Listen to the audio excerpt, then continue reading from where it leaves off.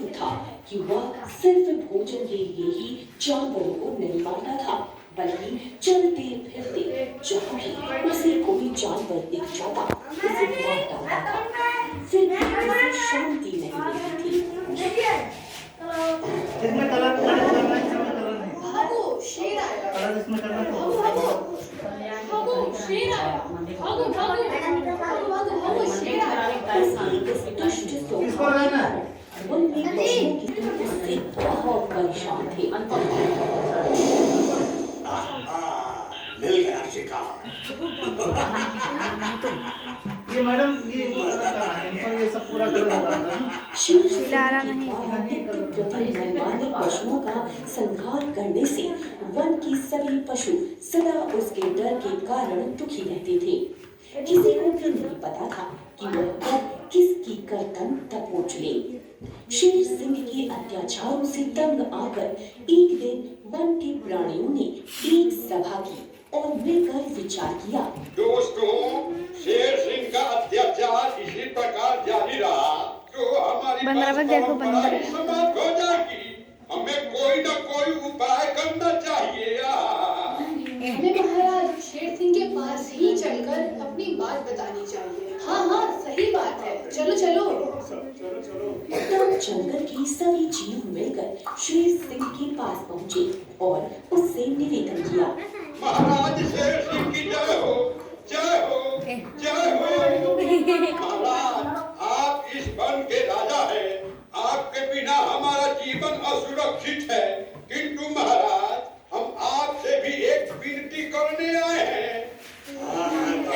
क्या कहना चाहते हो? महाराज, प्रतिदिन अनेक प्राणियों को मारने से क्या लाभ?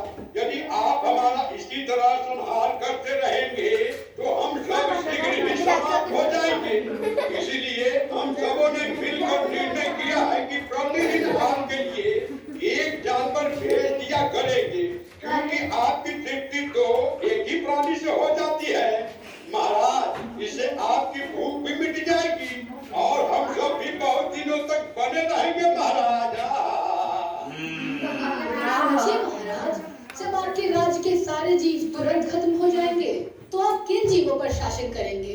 वैसे भी हम जीवों के रहने और उन पर शासन करने के कारण ही आपको महाराज की उपाधि दी गई है। शेर सिंह ने प्रसन्नता पूर्वक उनका यह प्रस्ताव मान लिया और साथ ही यह भी चेतावनी दे दी।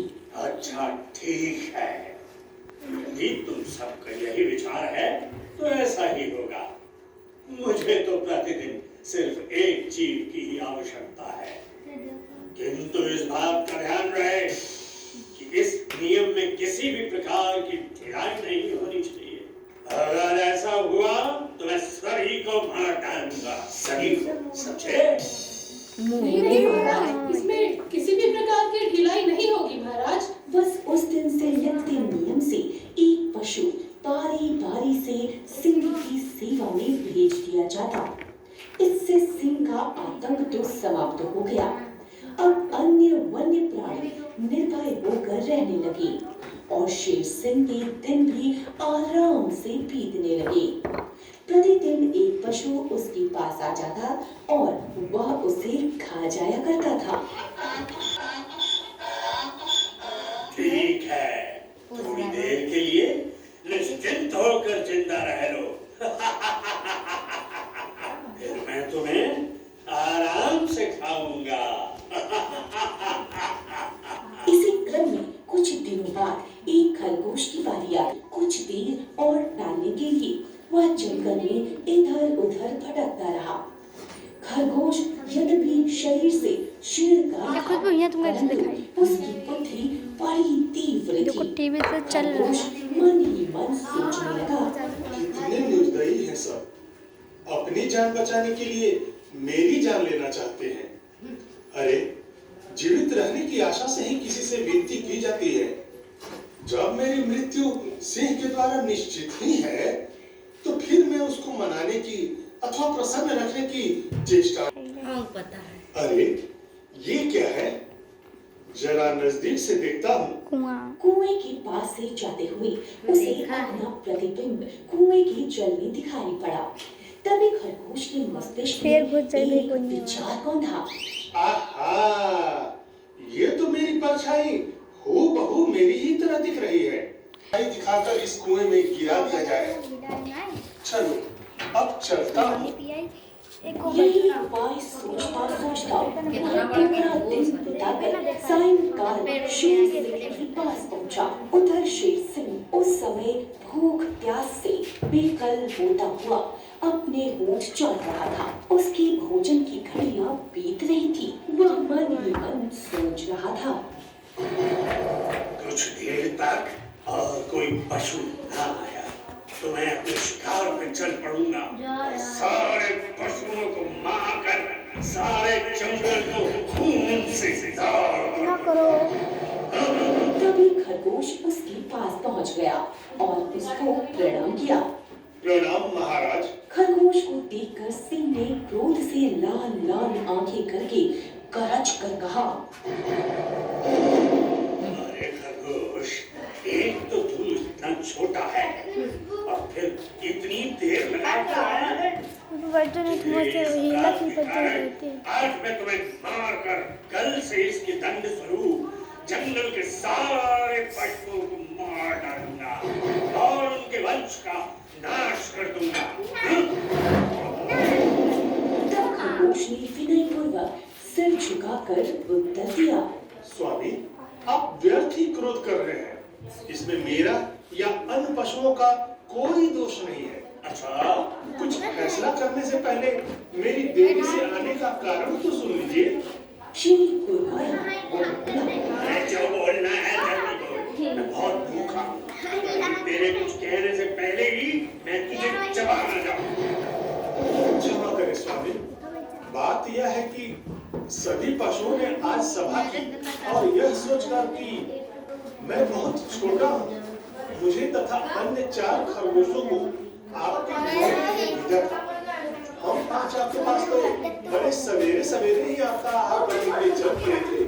हम समय से पहले ही पहुंच गए, किंतु मार्ग में एक दिन मेरे रहते दूसरा कौन है? हाँ, मैं सच कह रहा हूँ। उसने बोला, अरे अपने देवता का अंतिम स्मरण करो, मैं तुम्हें खाने आया हूँ। और राजा जा रहे हैं। तब वह बोला, शेर सिंह, ये कौन महाराज बन गया है? यह जंगल तो मेरा है और मैं भी उसका राजा हूँ। वह कह रहा था, महाराज, कि तुम्हारे शेर सिंह में यदि इतनी शक्ति है तो आकर मुझसे लड़े और इन 4 खरगोशों को ले जाए, अन्यथा अब तुम सब मुझे ही एक जानवर प्रतिदिन खाने के लिए देना। ये मेरा आदेश है कि अभी तुम में से 4 खरगोश यहीं रह जाओ और एक खरगोश शेर सिंह के पास जाकर उसे बुला कर लाओ। मैं उससे स्वयं ही निपट लूंगा। हम में से जो अधिक बलशाली होगा वही इस जंगल का राजा होगा। मुझे देरी हो गई है, आगे स्वामी की जो इच्छा करे। यह सुनकर शेर सिंह क्रोध में बोला, अरे मेरे जंगल में ये दूसरा शेर कौन आ गया है? यदि ऐसा है तो जल्दी से मुझे उस दूसरे सिंह इस वन में मेरे अतिरिक्त अन्य किसी सिंह का हस्तक्षेप मुझे मंजूर नहीं है।